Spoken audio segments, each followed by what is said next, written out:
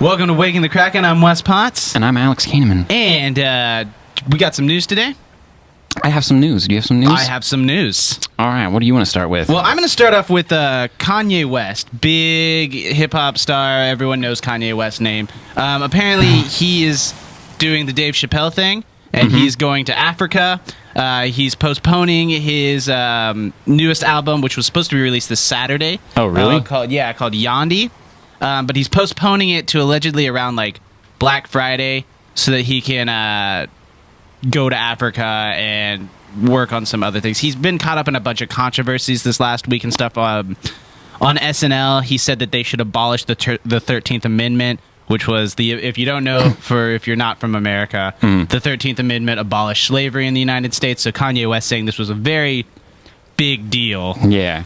I mean, if I remember correctly from what I've read, that like in the past, Kanye West has like expressed like kind of the point of view of that like slavery was a choice. Yeah. And that like it's kind of like going right along the lines with like a kind of a popular like I don't know, philosophical movement that I'm seeing pop up online. That's like people saying like oppression is something that you do to yourself, and they're like over dramatizing. Like he was later remarked after he got off of this. There was a lot of like hip hop stars and other people, like Lana Del Rey made a big stink about it and everything as well. But like basically what happened was he said abolish was the wrong word to say. What he meant to talk about was the exemption in the 13th Amendment, which is for people that are incarcerated, right, to make nothing from their incarceration. Gotcha. So I'll give Kanye that because he does wind up sticking his foot in his mouth a lot, and I think he probably doesn't realize things, or he's just saying these as like a grab. I mean, he does have a new album coming out, so maybe that's a thing too. But I personally am just going to go with we'll just see what happens once he gets back from Africa. Yeah. So, for my first little point of news, I just wanted to like briefly mention it because I don't want to like stick on it too long. Sure. But obviously the Kavanaugh hearing happened this week. Yeah, I tried to avoid that one as well. Yeah, and I just wanted to go ahead and say, like, no matter what you think about what's going on, the reason this is important is because we're at a point culturally and as a society where, like, sexual assault is being talked about. Absolutely. And, like, that's way further ahead of where we were even 10 years ago. Oh, yeah. Where we weren't talking about it in the media. And now, yeah, you know what? It's controversial to bring up stuff, and especially stuff that happened a long time ago. But because we're talking about it now, we need to explore every possible version of like somebody coming out and saying this is something that happened to me, because we need to know how to talk about it from now on. Absolutely, yeah. And like all of this stuff is like helping us define as a culture how we're going to continue talking about sexual assault in our society. And the controversy that's happening around it is a good thing because that means people are talking about it and it is on everyone's mind. Right. And I think that all in all, we should remember that because it is a lot of heat. And I feel like we're just trying to figure out how to talk to each other better. Like we're updating our programming as a group right now. And I think it's important. Yeah. Yeah. Although angering sometimes. Yeah, it is infuriating and it's absurd. It's kind of a circus right now in DC.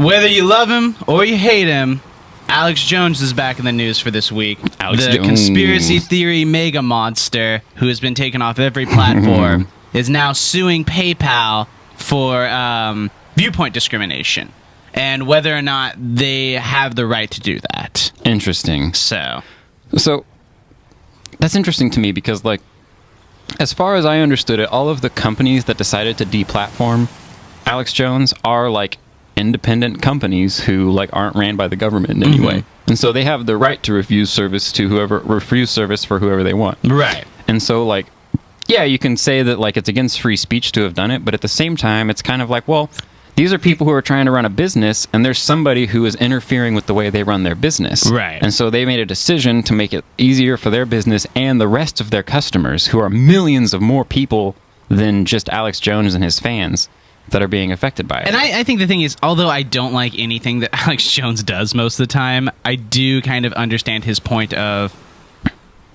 PayPal really, I don't think, has anything that you post on PayPal. PayPal's just a way of changing money. It's like Venmo. It's like anything else. Right.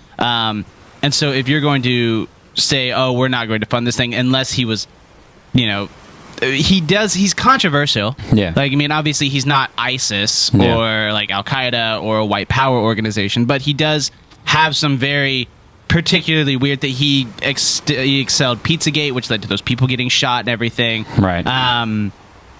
And so at this point, I'd like to see, I mean, I just reported on it just as news. I don't really have an opinion either way. I kind of want to see how the case plays out on this. Definitely. Because I do not like the idea that just because you do something that's outside of the ordinary, because you have a show, you can get your money taken back, and where's the slippery slope that leads to. I agree. But the other thing is, I also think that he had some questionable things that he just accelerated because he could. Right. So... Yeah, and the PayPal one's an interesting one. The PayPal one's an interesting one. YouTube, I got it. iTunes, I got it. Right. Like, all the other things, I completely understood.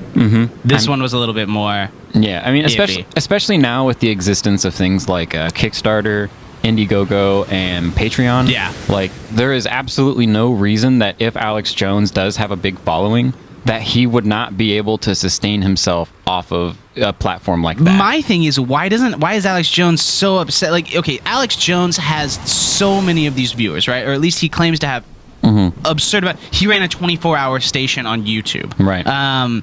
If he has so many viewers, I know for a fact you can make RSS feeds for podcast on your own website. If he's got so much money, and maybe that's the reason why he's doing this for PayPal, is this is how he gets his money.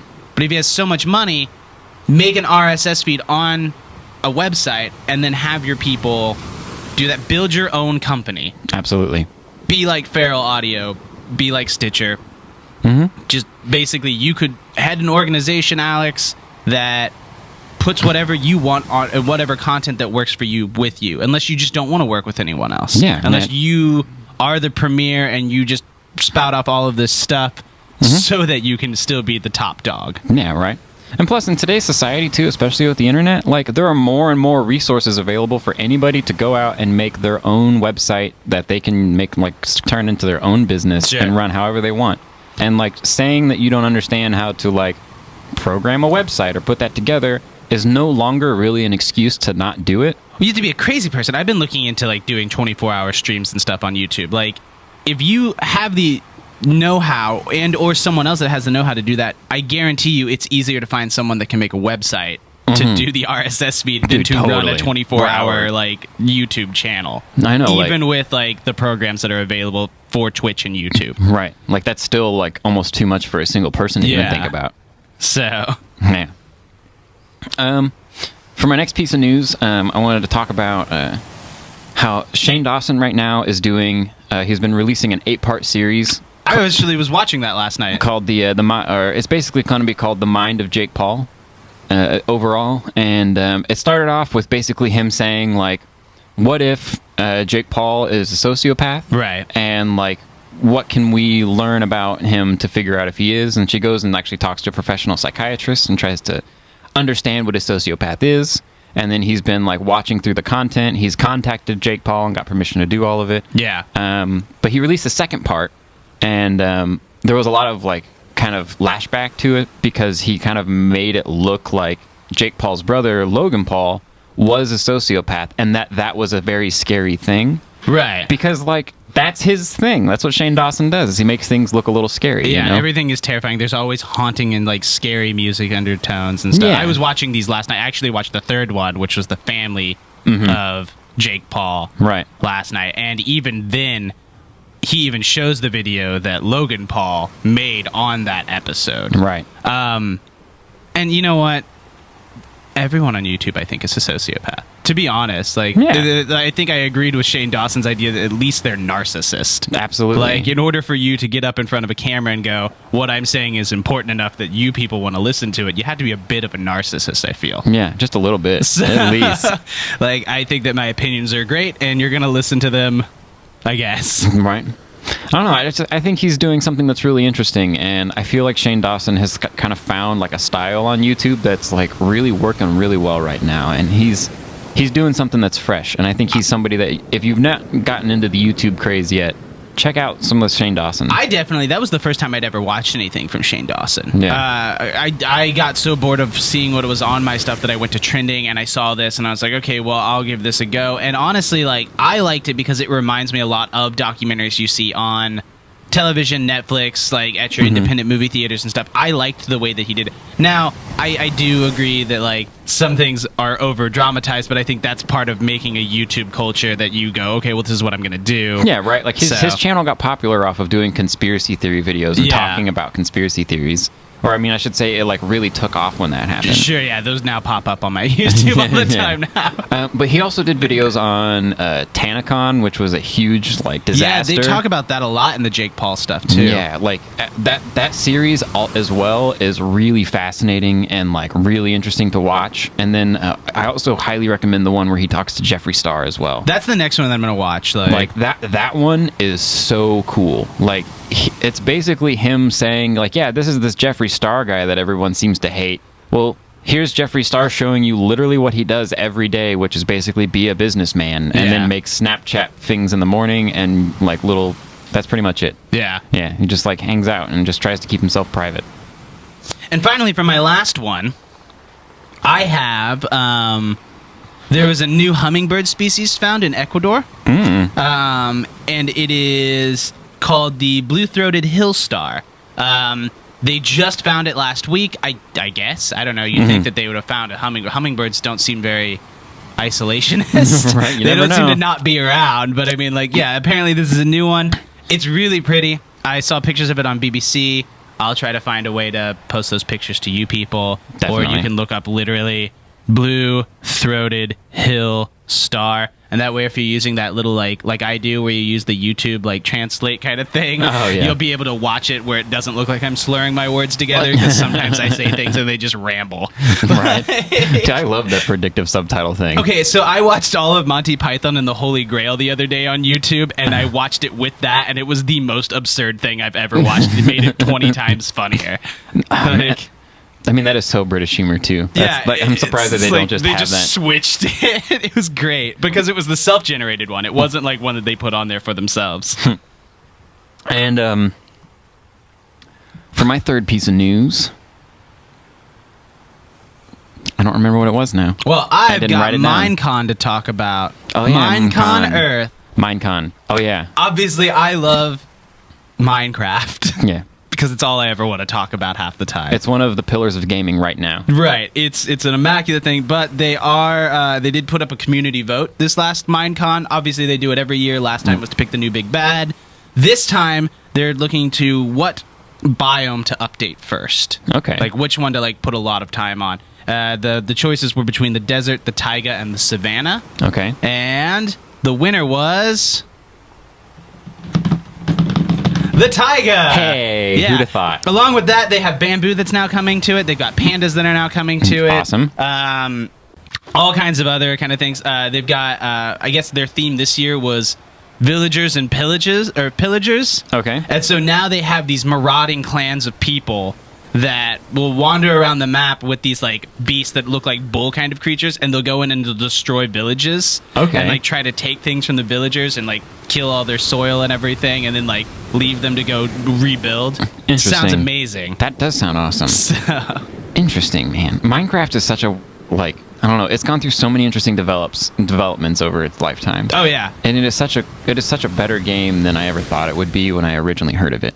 Yeah, I just love Legos, and that's really where I love it pretty much the most. I'm just like, oh, I can play Legos without having to worry about stepping on any of these Legos. Exactly.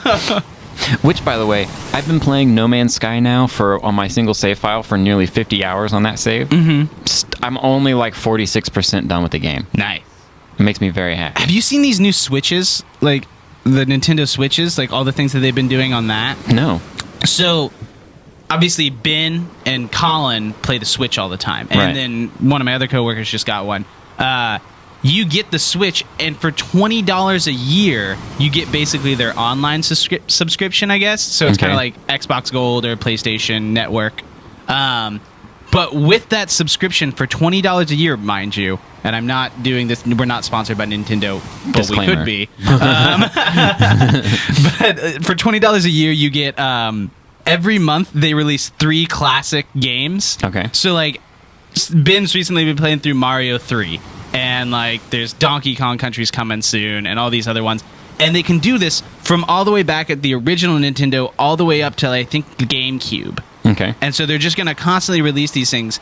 And I was like, for $20 a month, that's amazing. That is pretty awesome. You can play Fortnite on it. You can play Skyrim on it. You can do all these things. You can take it with you. You can put it up on the TV kind of thing. And I was like, this is a great idea. I love it. I mean, Nintendo has been like, while all the other game systems companies, I feel like, are like really always trying to improve the like existing like concepts that we use and like just like make the tools themselves more refined. I feel like Nintendo is constantly trying to like invent new tools for gaming. Yeah. And like they're like doing something so awesome with the Switch right now that I feel like is like a real bridging point between like people being okay with like augmented reality and VR type video games being more common. Yeah. Because now you're having like the portability of like a console that you can take with you and still play that game, you know, like Breath of the Wild, for example. And so, like, if they can do that in a little console screen, then it's not going to be too far away that it's like, oh, yeah, you just wear these, like, just glasses. put them on your glasses. Yeah, you just wear some glasses, you know, and it's like, oh, yeah, you just have a controller and you can just control your glasses now. I just know that, like, it seems like with, like, the Wii and then the Wii U and everything like that, like, Nintendo started to look like it was going the way of the dinosaur. Although I do know that a lot of my friends say, like, Nintendo is the only game company that their video games go up after they go off the market. Right. Like, it's almost absurd to, like, buy. You can buy, I think for $10, you can buy Godzilla Destroy All Monsters on the original Xbox. Yes. If you want to buy it for GameCube, it's $80. Yes. And so like with that, like there is that market, and I think that's the thing that Nintendo's starting to realize is the luxury of Nintendo is there's such a huge catalog of games in the back that people still want to play. Right. That there's like, okay, well, we'll just release those with it. I mean, like for example, the original Super Smash Brothers on the N64, like if you can find that cartridge, you're going to be paying the same price you would have paid when it came out. An unopened copy was in Louisiana, $200. Dang, dude. Unopened copy of the original Super Smash Brothers. $200 unopened. So it's absurd. Just so someone could say, yeah, I got one that's unopened. Yeah, I've got one that's never been used. That's so interesting. That like I mean, think about it. This game is meant to be like worn, loved, played, like beaten. Like you're supposed to like ravage the memory card and the memory chip and stuff. And then delete it and start over again. And you're supposed to do all of this stuff, and then it's like never opened it. It's worth more because I never opened it. It's just, collector's items like that always make me laugh. But yeah, so like that's what I found. I'm really into the idea of getting a Switch recently. Like I mean, I was going to get something else for a while, but now I'm just like, maybe the Switch is a good idea. I would be lying if I didn't say I want a Switch. Plus, I can also play Minecraft, I think, soon on it. I'm pretty sure you'll be able to. And So if you can take it'll be Minecraft like with you to work, Yeah, perfect. that'd be intense. That's all I ever wanted. Because recently at work, I've just been wood burning. Just been wood So burning. I'm just like, I'm just going to take my wood burning stuff and then just wood burn. Speaking of which, Oh, I yeah. did You make gotta show this. I'll just put it in the camera right here. Beautiful. Look at that. Look how pretty it is. Have you ever seen anything like it? Tell us in the comments. Like, comment, and subscribe if you've seen something that reminds you of this, or if this reminds you of something else. That's how it works, right? That's right. Are we doing this right? We're so bad at YouTube. We've been doing podcasts for too long that we started doing YouTube. And it's like, wait, how do you ask for subscribers? Right, yeah. What we need to do is watch more YouTubers. And speaking of which, welcome to our segment this week of what YouTubes have we been watching.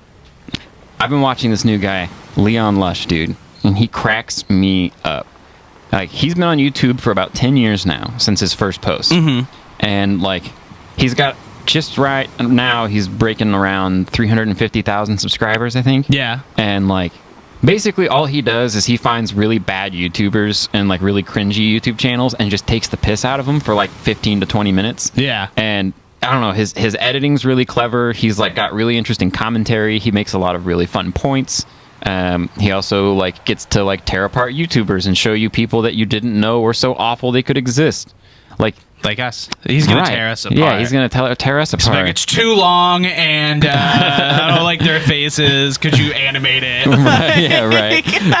But, like, one of his more recent videos is there's this Australian gaming channel called Extreme Games. Okay. And they're two brothers, right? Yeah. And they're like teenage age, you know, they're both kind of pimply. Well, one of them's kind of pimply faced, so like they're just younger. Yeah. And basically, they released a We're Dying video to tell all their fans that they're dying. But they were also doing an iPhone giveaway in the same video. And then they also were then 2 weeks later released a video where one of them was crying and said that the other one was given only 4 weeks to live.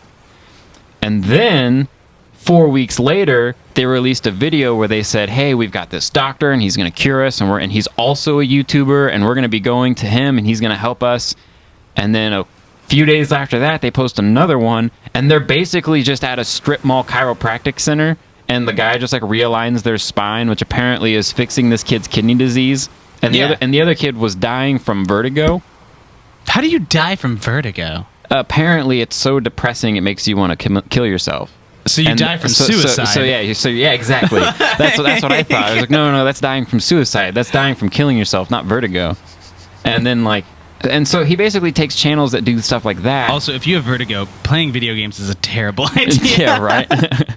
And it's just like, he's just showing you how ridiculous they're being. And like, they even made a response video to him calling them out. And I don't know, it's just hilarious. He like causes drama with people that he knows are like already being skeevy. Don't you think that's how you make it? Like if someone makes a response video to your video, exactly. You're just like, man, I achieved it. Like, exactly, right? Like no one's gonna make please make a response video to us. Yeah, I want right? to feel okay, but like it's one of those things where we have yet to have anything like that. I think I would be super excited, even if like, whatever, fat nerd, get out of here.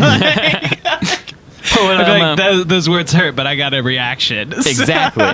It's like you took the time to film it, export that, upload that, edit the audio, edit the video, put some crazy things on there. Yeah, add a question like, is Wes super fat or just fat, like in one of the cards? Exactly. Like that's a lot of work that it would go into just like responding to somebody. Mm-hmm. I love it. Have you been watching any new YouTubers you like? Yeah, I've been watching. I watched this week. I watched. Well, obviously, I told you I've been watching bedtime stories. Yes. Which is phenomenal for people who like creepy things. Mm-hmm. I think they're British. I'm not sure. But I watched almost all of their content this week. Yeah. It's basically one guy who does animation, but his animations are like the like when you watch like court dramas and you see the animation of the kind of just like roughly drawn court drawings. Yeah. It's that, but then they tell these like odd horror stories from like history. A lot of them are like, or they'll tell stories of like the black-eyed children or the Men in Black or alien abduction cases and stuff. Phenomenal. Loved them. Scared me to death. I locked my doors for like 3 days in a row. Mm-hmm. They were great. And then another one that I was watching this week was I found a South African podcast that reminded me a lot of us, except they were girls. And it was called, I think it was called like What the Fluff or something. And they basically just call out what the fuck moments in their own life. And I thought it was hilarious. That's awesome. What the fluff? What the fluff, yeah. They were South African, and I remember they were very angry at a lot of things, and it made me feel excited and happy about things. I was like, all right, cool. I'm not the only angry person in the world. Right. There's so many of us. I found this, Kaylee introduced me to this channel called ContraPoints. Yeah. And this channel is like really interesting to me because it's basically a transgender man who is a woman now and has gone through transition and everything and like 100% identifies as a woman. And he makes videos, she makes videos on like whatever she feels like talking about. And a lot of times it's like philosophy or like other YouTubers or like the things that are going on in politics or maybe a book she likes or like things like that. But she talks about it in like really smart and intelligent terms. Yeah. And she just intersperses it with all of these like, I don't know, just like sex jokes that are like almost like she's intending to make people uncomfortable. Sure. And she like puts on different characters and she has different personalities that she plays and like it's just really well thought out. She only uploads one video a month and she's still like insanely popular and gets tons of views. So nice. It's just a really cool channel that I like. Yeah, so you should check out ContraPoints. It's really interesting. Yeah. No, that does sound really good. I'd like to watch that. She's so funny. Like, other than that, I'd never really watched Shane Dawson until like I obviously just stated that I started watching that stuff this week. But I've been trying to like get into more YouTubers. YouTube's hard to get into though. It is, because Like- they just give you so much stuff that's suggested based off of what you already watch. Like, Yeah. you either have to go to the trending page and find out something there, or you have to be sitting, like, on a computer, so you have the suggested bar right next to you. Like, or like on like the I guess you app have the or so, bottom on the so, app, yeah, right? But I mean, like, it's just... Yeah, no, it's hard to get, like... I have found myself learning... Like, people ask me, like, oh, do you like this person? This I've never watched Philip DeFranco. Everyone tells me to watch Philip DeFranco. There's so many Philip DeFranco things that I'm almost scared to watch a Philip DeFranco thing. Yeah. It's the same as like PewDiePie or what's another one that everyone tells me to watch? I don't know. Jacksepticeye. Jacksepticeye. I did watch some Jacksepticeye. Yeah, he's pretty fun. He's pretty fun. Yeah. I watched him, I think, do the... didn't he do the God of War games? Yeah, a lot of times I wind up accidentally stumbling upon these incredibly like popular YouTubers because of the blog. Like, we'll be like, we're gonna talk about this video game that was at E3, and then I'm like, okay, well, look, and it's like I type in the thing, it's like the first video. I'm like, oh, there's Jacksepticeye, that I wind up watching him. Like, he's pretty funny to me. I liked Jacksepticeye. Like, and he also like starts off every episode with like that scream. It's not like he's like trying to be like annoying, like, I don't know, he's like got a particular sound for saying top of the morning I'm Jacksepticeye that can only be achieved by screaming at the top of your lungs. And it just makes me laugh every time. Do you think that these, like, okay, so you know how we always hear stories about actors and Right. like Brad Pitt or something like that, where they'll get like upset that you don't know who they are, or you just like pretend like they're normal people. Right. Do you think these guys get upset like if I had met, like, they're like, oh yeah, this is Philip DeFranco, and I'd be like, I've never watched a thing you've ever done. And he's like, what? Why? Like, he's like, I'm everywhere. Or like PewDiePie or Right. anything. They'd be like, why? And I was like, Why? I just haven't. Like, Honestly, like, I had never watched Philip DeFranco, and Kaylee's been watching him occasionally, so I'll just like hear it on in the background every once in a while, and then like I'm like, yeah, that's interesting. I want to see what he's talking about now. And like, he does a really good job, I think, of like basically just kind of bringing up what's gone on throughout the week, and then he offers up his opinions about it without, you know, like dwelling on like why he feels that way. He just says, this is how I feel about it, and of course this is a conversation, so you guys weigh in and let me know what you think. And like, Right. he presents it in a really amicable way, and I think that's one of the reasons he's so popular. yeah, no, I can see that. I mean, Yeah. it's the same things that I'm attracted to, like Dan Harmon for Harmontown, or Exactly. like other podcasters that I like, Mm-hmm. except for Mark Maron, because he's just my spirit animal. Oh yeah, Mark Maron's hilarious though. Mark Maron was one of the like, I don't know, he was one of the like wittier comedians that I started getting into as I started like getting older. He's just like a cool uncle, I feel like I feel Yeah. like that's how I always, like, it's like the uncle that never got married but collects records and like had a problem. Like, it hates things. Right. I'm trying to think if there's any other YouTubers I've been Yeah, washing onto my palate. I mean, I haven't really binged any other YouTubers. I watched...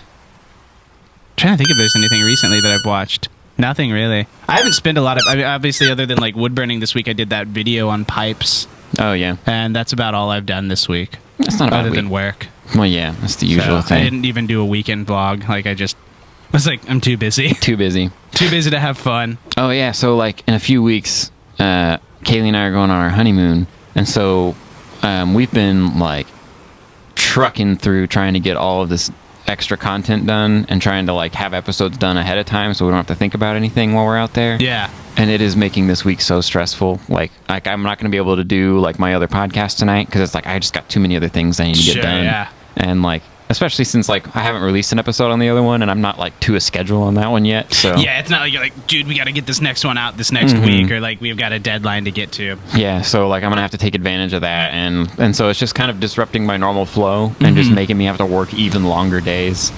But I feel like it'll all be worth it. Yeah, sure, you get a whole week off. Get a whole it's gonna be So 10 you don't have to do days. anything.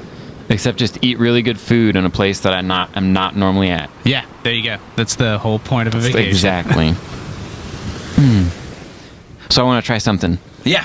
Okay. So I've got things on the table. Got this, these, that. You know what? We're gonna need this guy. Yeah. All right. We're gonna do a little experimentation, and we're gonna do like we're gonna send you guys off with a song. It won't make sense for a sec, but it eventually will. Yeah, we'll put all the pieces together.